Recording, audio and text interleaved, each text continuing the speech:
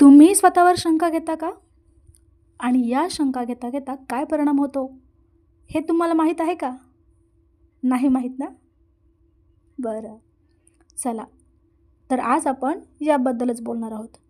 नमस्कार.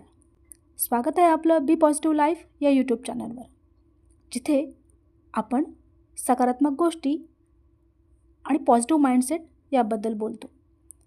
कारण एक सकारात्मक विचार हा आपलं आयुष्य पूर्ण बदलवू शकतो. चला तर मग व्हिडिओला सुरुवात करूया.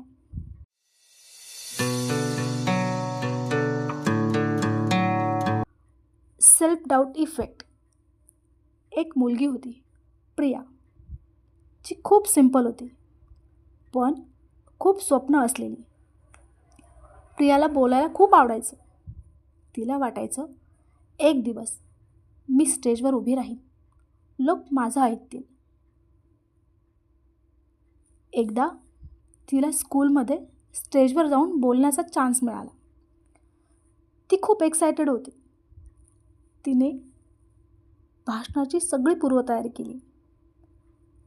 पण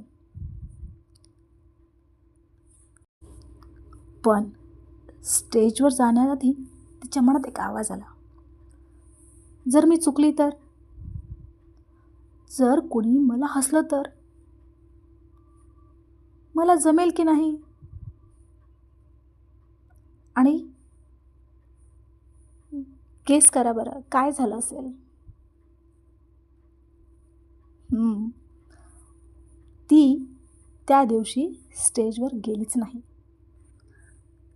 त्यानंतर ती प्रत्येक वेळी चान्स येताच मागे हटत गेली.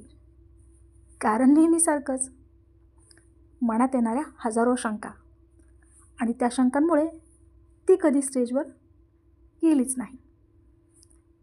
पुढे कॉलेजमध्ये गेल्यानंतर भरपूर कॉम्पिटिशन्स झाल्या.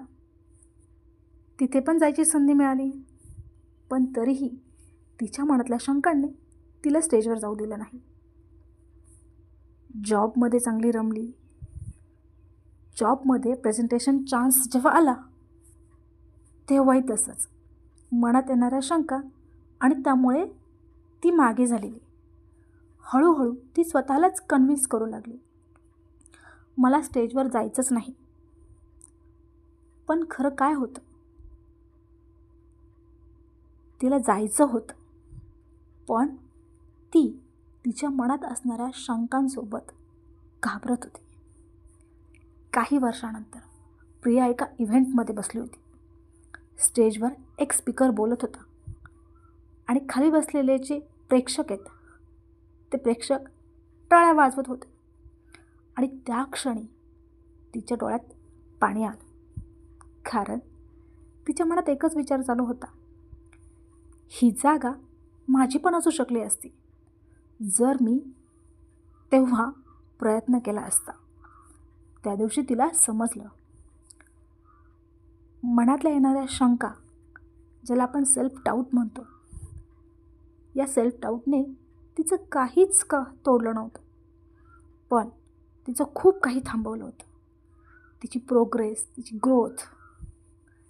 लाईफमध्ये बिगेस्ट रिग्रेट हा फेल होण्याचा नसतो, तर तो असतो फक्त प्रयत्न न करण्याचा. प्रियाच्या लाईफमध्येही हा सेल्फ डाऊट, की ज्यामुळे ॲक्शन थांबायला सुरुवात झाली.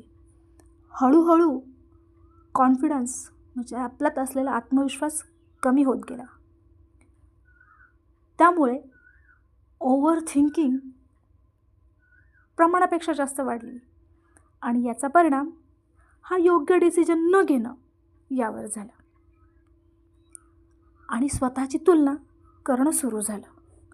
यामुळे आणखीन काय झालं, की येणाऱ्या ज्या काही संधी आहेत, ऑपॉर्च्युनिटीज, त्या कमी होत गेल्या. सेल्फ डाऊट आपल्याला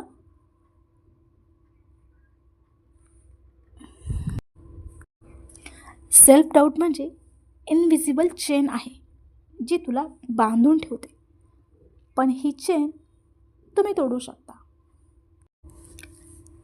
हा व्हिडिओ तुम्हाला कसा वाटला मला कमेंट जरूर कळवा. आणि हो, अशाच नवनवीन व्हिडिओसाठी चॅनलला सबस्क्राईब करा. भेटूया नवीन व्हिडिओसोबत. तोपर्यंत बी पॉझिटिव्ह लाईफ. धन्यवाद.